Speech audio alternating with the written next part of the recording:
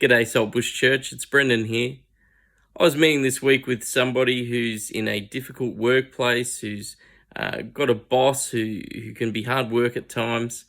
And we were talking together about how do we think Christianly about that?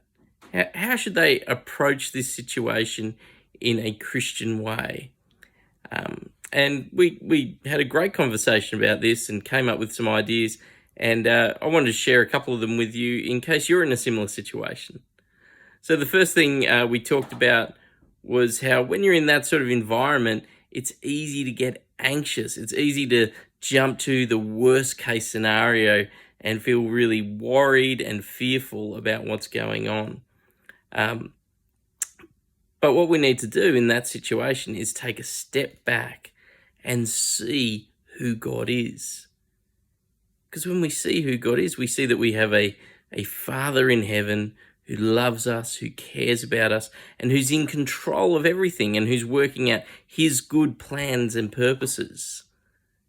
And so it means that when we're tempted to think, oh, this is all going to blow up and go to the worst case scenario, we can reframe our thinking and go, actually, even if it does go to the worst case scenario, that's the best case scenario. The worst case scenario is the best case scenario because we know God's in control of it all. So if that awful outcome happens that we really don't want to see happen, well, that's okay because I know that God is using that for my good, that he's using that to bring me to glory. He's chosen to do it that way because that is what's best. So your worst case scenario, whatever that might be, if that happens, it's the best case scenario because God is using it for your sanctification and eventually for your glorification. It's a different way of seeing things.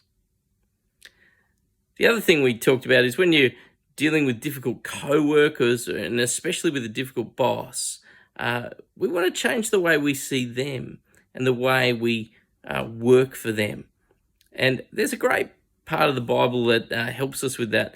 And that's Colossians 3. Let me read it to you. It says, "Slaves, obey your earthly masters in everything, and do it not only when their eye is on you and to curry their favor, but with sincerity of heart and reverence for the Lord. Whatever you do, work at it with all your heart as working for the Lord, not human masters. Since you know that you'll receive an inheritance from the Lord as a reward. It is the Lord Christ you are serving." Now, Paul there is talking about slaves and masters, but some workplaces it can still feel like that, can't it? But what he's saying is, when you've got a terrible boss, what you can do is you look past them. You look behind them. You go, there's my boss. He's being horrible. She's being horrible. Look past them and see that behind them is Jesus. Jesus is standing there. And he's the one you're serving. He's the real boss. He's the one you get to please and honor and worship with the way that you work in your workplace. And so it means when you've got a horrible boss, you can go and serve them and work for them with great joy and in an inspired way because you know ultimately it's not them that you're serving, it's Jesus that you're serving. So there's a couple of ideas on how you can think Christianly in your workplace, especially when it's difficult.